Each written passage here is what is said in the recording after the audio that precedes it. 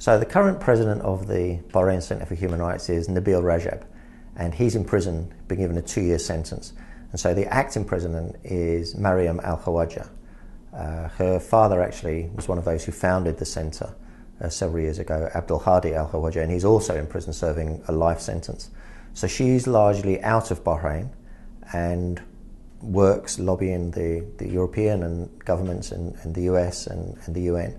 And so she came to Washington to accept the Roger Baldwin Medal of Liberty on behalf of the Bahrain Center. Her colleagues are often put in prison, arrested, beaten. She talks about the work of the center and how, despite all these difficulties, despite all of the things that the government can try to stop them doing their work, the work goes on. You know, as honored as I am to be here today, I don't think that I should be up here.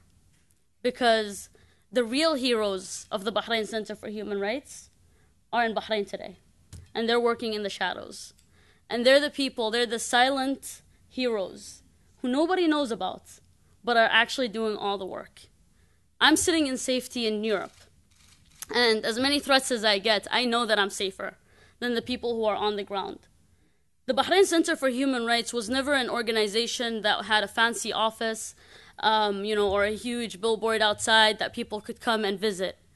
And it was never a place where people worked because they needed a salary. The Bahrain Center for Human Rights was built on volunteer work.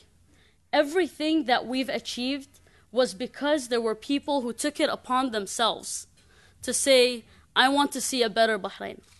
Not because I'm being paid for it, but because I will take time out from my family, from the things that I want to do, to build a better Bahrain. Now, the Bahrain Center for Human Rights was closed down many years ago, and it continued to work regardless, without an office. People would meet in people's homes. People donated money from their own work to keep the center running. And despite many attempts and campaigns by the Bahraini regime to try and close down the center or stop our work, they have not been successful. And they continue to try.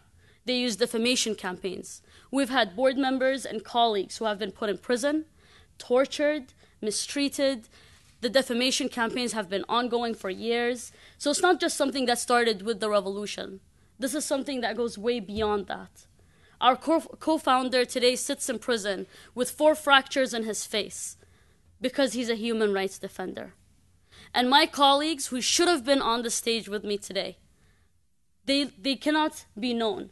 Because if they are, in Bahrain today, if you are a human rights defender, and if you are someone who works for a better human rights situation in Bahrain, your place is prison.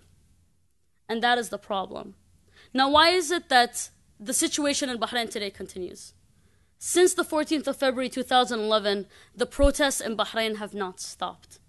We just stopped hearing about them. And it's because the Bahraini regime believes that they have international immunity. And the problem isn't in their belief that they have international immunity. The problem is that they are right about the fact that they have international immunity. Where we saw special sessions and different steps taken to hold certain governments accountable for human rights violations, nothing was done about Bahrain. Because Bahrain is a strategic ally. And this is where the question lies. How long are we going to allow double standards to decide where populations should be able to achieve human rights and democracy and where they should not?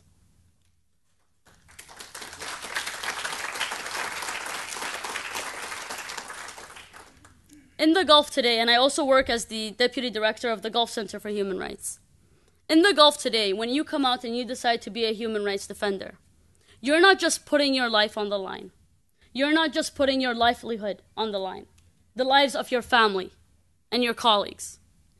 You know that you are on your own. Because where other human rights defenders will receive international support, if you are from the Gulf, you are on your own. If you go to prison, you are on your own.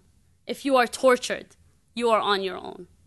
And so when you go out and decide to be a human rights defender in the Gulf today, you know that you will not receive international support. And this, again, is part of the problem. We need to move past, we're in the 21st century, and I had hoped, I watched my father work in the human rights field my entire childhood.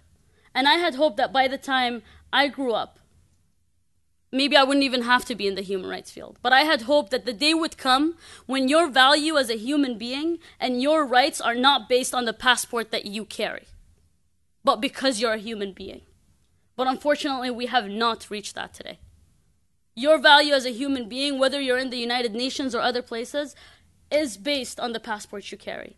And as a Bahraini, my value as a human being and my human rights are not worth the barrel of oil that comes from Saudi Arabia, unfortunately. Now, I want to end with this. I know my talk is usually very depressing and very pessimistic, so I'll end with a very positive note.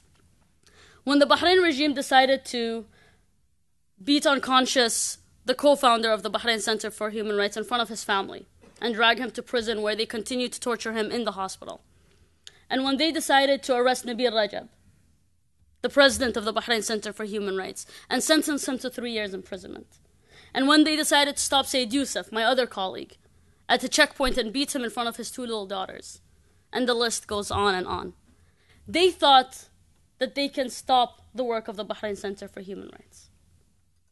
What they don't realize is something very simple. There's an idea that's floating around these days. It's a very beautiful idea. You can imprison the revolutionary, but you cannot imprison the revolution. You can imprison the human rights defender, but you are only creating a path for hundreds of new human rights defenders. And that is what we will continue to do. Thank you very much.